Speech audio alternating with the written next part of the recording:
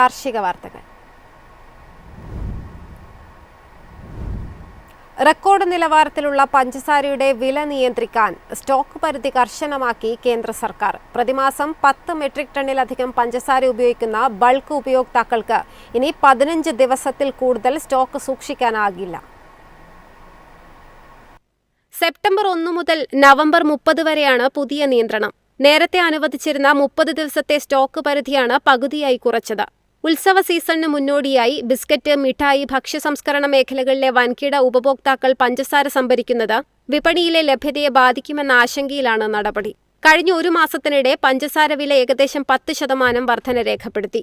August മുതൽ November വരെയുള്ള ഗണേശ ചതുർത്ഥി, ദസറ, ദീപാവലി ആഘോഷങ്ങൾക്കിടെ ആവശ്യകത ഇനിയും ഉയരുമെന്നാണ് വിലയിരുത്തൽ. അതേസമയം മഴയുടെ കുറവും വരണ്ട കാലാവസ്ഥയും കരിമ്പുൽപാദനത്തെ ബാധിച്ചതും പഞ്ചസാര ലഭ്യതയിൽ സമ്മർദ്ദം കൂട്ടുന്നു. വില നിയന്ത്രിക്കാൻ ഡ്യൂട്ടി രഹിത പഞ്ചസാര ഇറക്കുമതി ഉൾപ്പെടെയുള്ള കൂടുതൽ നടപടികളും കേന്ദ്രം പരിഗണിക്കുന്നുണ്ട്. News desk, Myfin TV. വെളുത്തുള്ളിക്ക് വിലയിടിഞ്ഞു. കാന്തല്ലൂർ വട്ടവട മേഖലയിലെ വെളുത്തുള്ളി കർഷകർ ദുരിതത്തിൽ.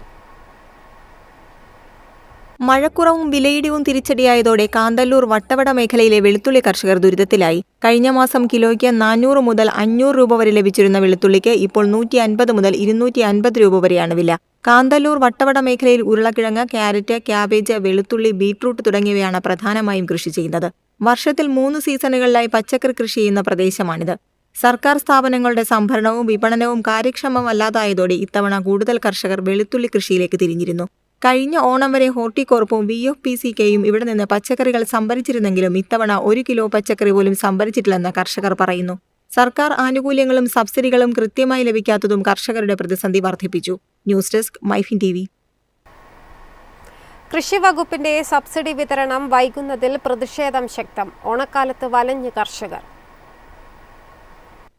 വിവിധ പദ്ധതികൾ ഗുണഭോക്താക്കൾക്കായി തിരഞ്ഞെടുക്കപ്പെട്ട കർഷകർക്ക് ലഭിക്കേണ്ട സബ്സിഡി തുക വൈകുന്നു. പദ്ധതികളുടെ ഭാഗമായി കൃഷി നടത്തിയ ശേഷം ആവശ്യമായ രേഖകളും ബില്ലുകളും സമർപ്പിച്ചിട്ടും തുക ലഭിക്കാത്ത സ്ഥിതിയാണ്. കഴിഞ്ഞ സാമ്പത്തിക വർഷം നടപടിക്രമങ്ങൾ പൂർത്തിയാക്കിയ പല പദ്ധതികളിലെയും ഗുണഭോക്താക്കൾ ഇപ്പോഴും സബ്സിഡിക്കായി കാത്തിരിക്കുകയാണ്.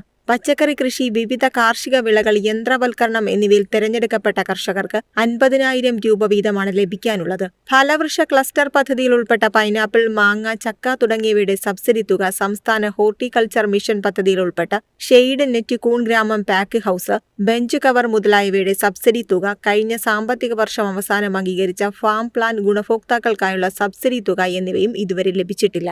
ഓണത്തിനെങ്കിലും കുടിശ്ശിക തന്നു തീർക്കണമെന്നാണ് കർഷകരുടെ ആവശ്യം. News desk, Myfin TV. എളുപ്പത്തിൽ സമ്പാദ്യം വളർത്താം. ഇന്ന് തന്നെ മൈഫിൻ TV ആപ്പ് ഡൗൺലോഡ് ചെയ്യൂ.